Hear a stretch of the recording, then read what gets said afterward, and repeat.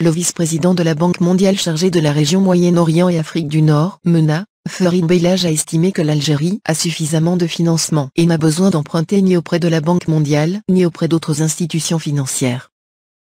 Dans un entretien accordé à l'APS, Farid Belhaj a expliqué que notre Banque mondiale engagement en Algérie n'est pas basé sur le financement de projets. L'Algérie a suffisamment de financement et n'a besoin d'emprunter ni auprès de la Banque mondiale ni auprès de quelqu'un d'autre. Notre engagement avec l'Algérie est un engagement que nous avons élevé au niveau d'un dialogue et d'un échange d'expériences. Le représentant de l'ABM en visite en Algérie du 4 au 7 septembre dernier a souligné que nous prenons l'expérience algérienne et nous voyons dans quelle mesure elle est pertinente et dans quelle mesure elle peut être appliquée avec des adaptations dans d'autres pays. D'autre part, nous prenons les expériences de la Banque mondiale à travers ses recherches et son travail d'analyse que nous proposons à la partie algérienne. C'est véritablement un échange de connaissances et aussi un travail dans lequel la coopération technique devient un axe fondamental dans la relation entre la Banque mondiale et l'Algérie, la détérioration de l'état de la trésorerie du pays, le recours au financement non conventionnel pour assurer les équilibres financiers, le niveau des cours du pétrole. On donnait libre cours à des rumeurs annonciatrices d'une prochaine faillite inévitable. L'avenir se dessinait en noir. Les fossoyeurs de la République y ont vu les prémices d'un enterrement de première classe. Les déclarations du vice-président de la Banque mondiale chargé de la région Moyen-Orient et Afrique du Nord viennent de mettre fin à leurs extravagances. Ils coupent en même temps l'herbe sous les pieds de ceux qui ont prédit la banqueroute de l'Algérie, qui regardent vers l'avenir plus sereinement. Ce que j'ai tiré de ce premier contact c'est qu'on est en présence d'une nouvelle Algérie, a relevé le responsable de l'institution de Bretton Woods. L'Algérie en construction, sur le chemin du développement est inévitablement perçue comme un partenaire. Nous prenons l'expérience algérienne et nous voyons dans quelle mesure elle est pertinente et dans quelle mesure elle peut être appliquée avec des adaptations dans d'autres pays, a indiqué le chef de la délégation de l'ABM qui a séjourné du 4 au 7 septembre dernier en Algérie. C'est véritablement un échange de connaissances et aussi un travail dans lequel la coopération technique devient un axe fondamental dans la relation entre la Banque mondiale et l'Algérie, a précisé Farid Belhaj. Voilà qui va remettre bien des pendules à l'heure. Et ce n'est pourtant pas la première fois qu'un responsable de la Banque mondiale tient un discours où il est question de non seulement traiter d'égal à égal avec ses partenaires algériens, mais aussi de porter un intérêt tout particulier aux réformes engagées par le pays. Le nouveau modèle de croissance économique, qu'elle compte concrétiser, suscite tout simplement l'admiration.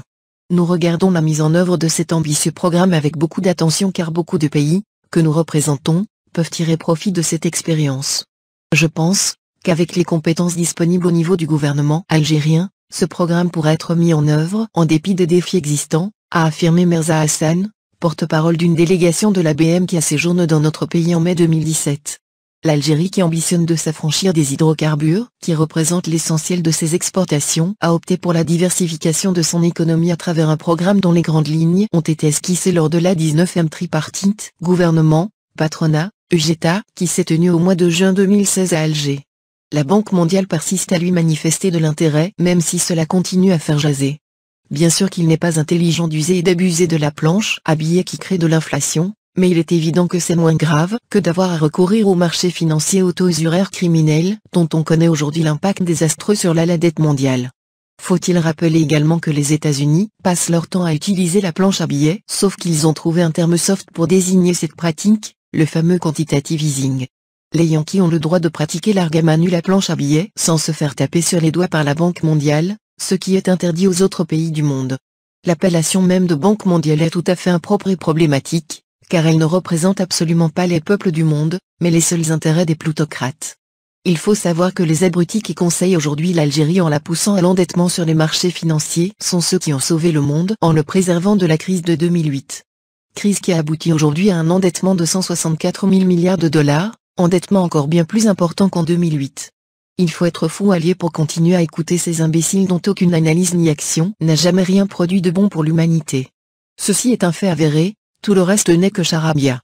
Questionné sur le bilan de sa visite en Algérie, le représentant de l'institution de Bretton Woods soutient que les rencontres qu'il a eues avec les ministres, respectivement, des Finances, de l'Intérieur, des collectivités locales et de l'aménagement du territoire, des travaux publics et des transports, et de l'industrie et des mines, ainsi qu'avec le gouverneur de la Banque d'Algérie, ont permis de faire un tour d'horizon de la situation économique en Algérie avec ses dimensions et profondeurs sociales. Ce que j'ai tiré de ce premier contact c'est qu'on est en présence d'une nouvelle Algérie, souligne-t-il. On est en train de voir des évolutions dans la manière d'appréhender la question économique, des évolutions dans la relation entre les secteurs publics et privés et dans la place de plus en plus importante et pertinente accordée au secteur privé dans l'appréciation générale de l'économie algérienne, relève M. Bellage. Nous pensons que l'Algérie est dans la bonne direction. Cependant, comme dans toute transition, il faut du temps, des mesures volontaristes et il faut qu'il y ait, peut-être, des accélérations de façon que la transition se fasse de la manière la plus efficace possible, poursuit-il. Mais pour le représentant de cette institution financière mondiale, l'une des questions primordiales en Algérie est la diversification de son économie. Aujourd'hui, l'Algérie est une économie qui est centrée sur les hydrocarbures. Il est clair que pour l'Algérie, dont nous voyons un futur sur les 20 ou 30 prochaines années, cette focalisation sur les hydrocarbures n'est pas porteuse. Il va falloir changer, diversifier et, en réalité, extraire dans ce pays, qui a des potentialités énormes, davantage d'innovation et de créativité. Cela ne se fera qu'à travers un secteur privé qui sera délesté de certaines contraintes qui alourdissent toujours son développement. Selon les dernières prévisions de la BM publiées en juin, la croissance de l'économie algérienne restera solide cette année sous l'effet de la hausse des dépenses de l'investissement et de la progression des cours pétroliers. La banque prévoit une croissance du PIB réel à 3,5% en 2018, contre 1,6% en 2017, une progression qui devrait cependant ralentir à 2% en 2019. La BM soutient qu'une diversification accrue de l'économie aiderait l'Algérie à s'engager sur une trajectoire de croissance plus durable et à créer des emplois.